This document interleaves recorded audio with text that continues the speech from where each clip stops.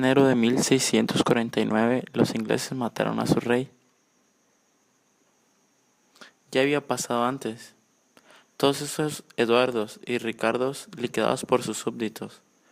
Pero esta vez era diferente. La monarquía británica misma había sido exterminada. Ahora solo estaba la gente y su parlamento. Los guardianes de las libertades de Inglaterra. Pero, ¿para qué servía la libertad si uno tenía miedo? Lo que la gente de verdad quería saber es quién iba a velar por su seguridad.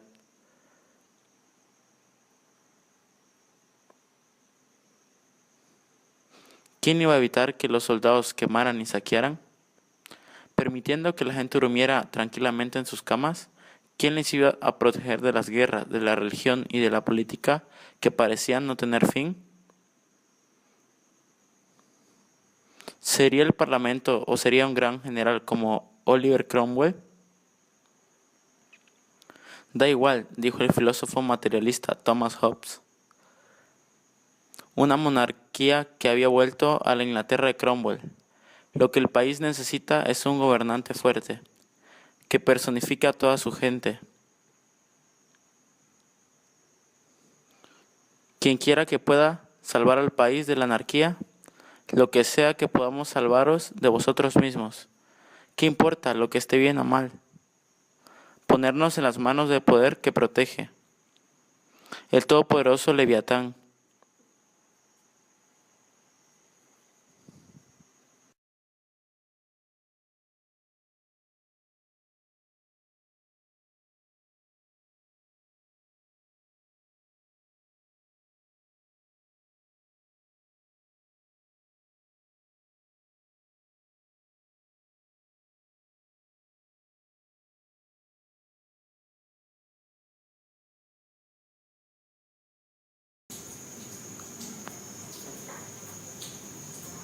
Hola, ¿qué tal? Mi nombre es Adrián Tunches Carballo, soy alumno de la preparatoria Samuel León Brindis y hoy les voy a presentar el tema sobre la Revolución Inglesa.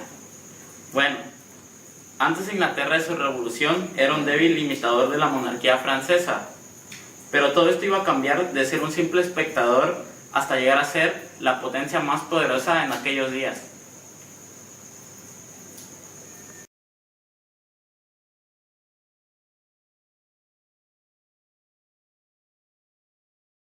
Bueno, ahora les voy a presentar a uno de los personajes más importantes de la Revolución Inglesa, Oliverio Cromwell. Oliverio Cromwell nació en Inglaterra el 27 de abril de 1599 y murió en Londres el 13 de septiembre de 1658. Fue un líder político y militar inglés. Convirtió a Inglaterra en una república denominada Mancomunidad de Inglaterra. Durante los 40 primeros años de su vida no fue más que un labrador noble, pero ascendió de otra forma meteórica hasta comandar el ejército modelo y a la larga imponer su liderazgo sobre Inglaterra, Escocia e Irlanda. Como Lord Protector desde el 16 de diciembre de 1553 hasta el día de su muerte. Desde entonces se ha convertido en una figura muy controvertida en la historia inglesa. Para algunos historiadores como David Hume y Christopher Hill, no es más que un dictador. Para otros como Thomas Catterley y Samuel Rawson, es un héroe de la lucha.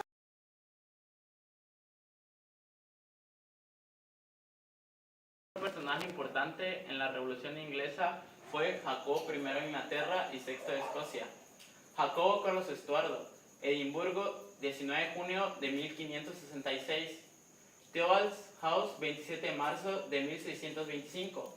Fue rey de Escocia como Jacobo VI desde el 24 de julio de 1567 hasta su muerte, y rey de Inglaterra e Irlanda como Jacobo I desde el 24 de marzo de 1603 hasta su muerte. Hijo de María Estuardo, fue proclamado rey con 1 año de edad. Tras una serie de regantes que gobernaron en su nombre y lucharon por el poder durante su minoría de edad, hasta que este terminó oficialmente en 1578. Aunque gobernó con acierto en Escocia, se encontró con grandes dificultades en Inglaterra, incluyendo el célebre complot de la pólvora. A lo largo de su vida, Jacobo tuvo relaciones tan estrechas con los hombres de su corte, por lo que muchas personas llegaron a dudar de su sexualidad.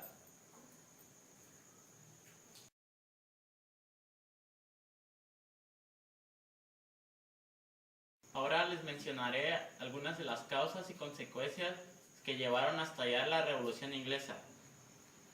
Consecuencias que saltaron la misma fueron la crisis financiera de 1886 y la crisis industrial.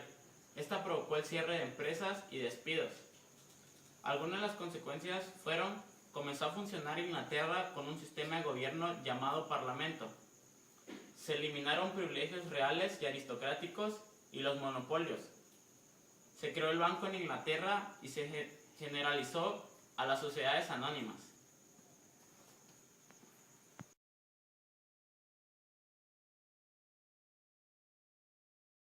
La Revolución Inglesa la dividí en partes que les iré explicando. Para empezar, la Revolución Inglesa se encuentra en el periodo de la historia que abarca en 1642 a 1689. Se extiende desde el fin del reinado de Carlos I, pasando por la República y Protectorado de Oliverio Cromwell, y finaliza con la Revolución Gloriosa que destituye a Jacobo II. Bueno, la primera parte de la Revolución Inglesa es el reinado de Carlos, de 1625 y murió en 1649. El reinado de Carlos I de Inglaterra, rey de Escocia y de Irlanda, accedió al trono en 1625. Se casó con la princesa francesa y católica María Antonieta.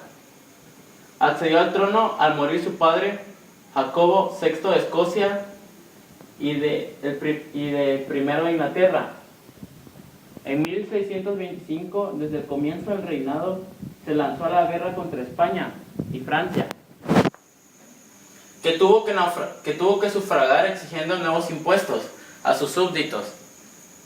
Esto, unido a un ejercicio absolutista del poder real, lo llevó al enfrentamiento con el Parlamento.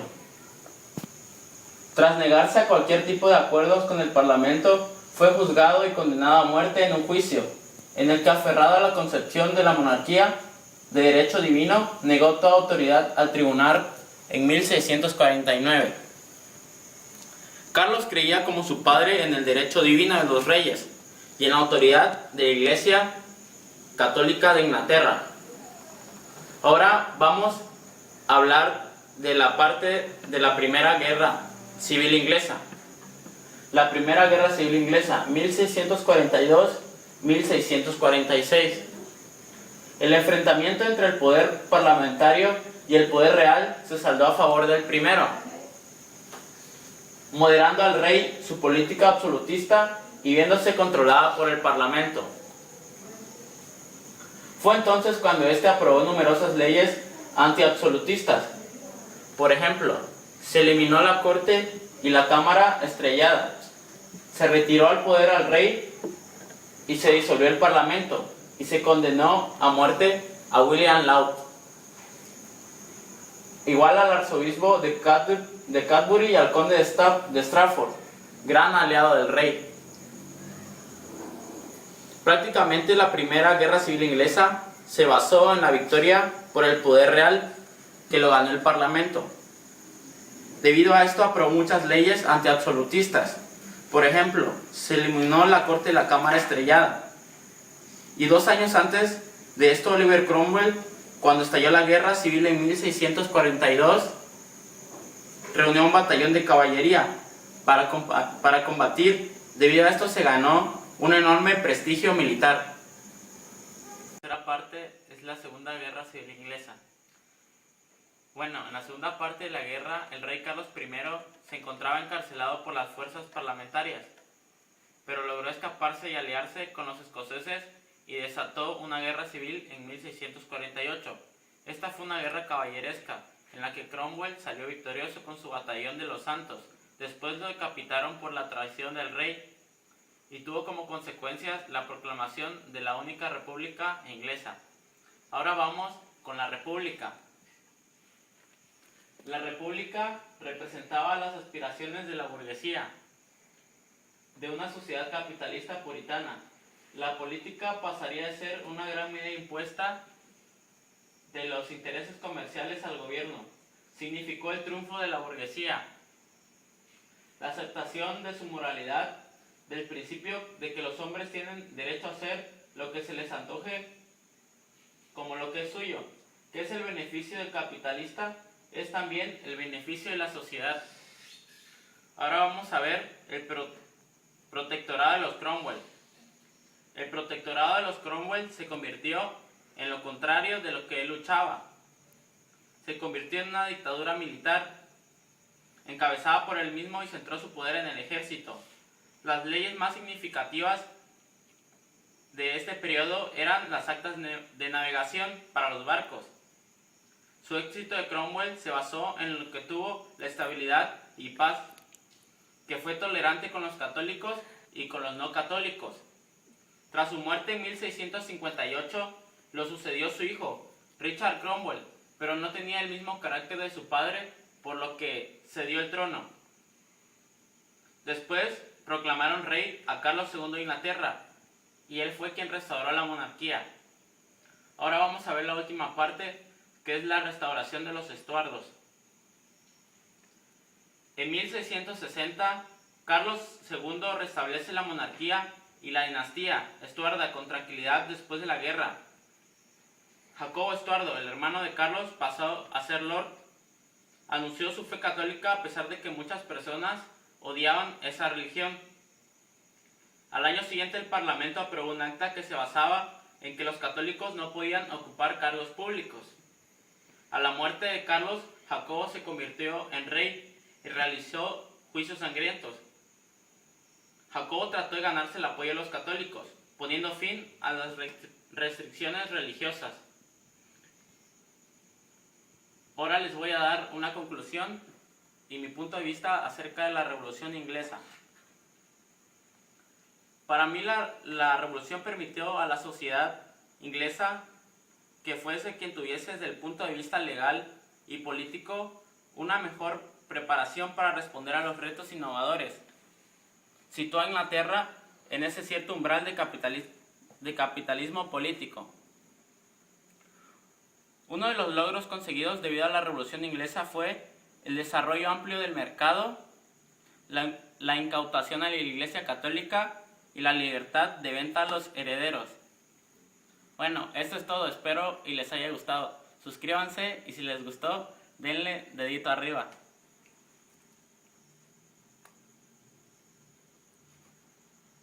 Ya.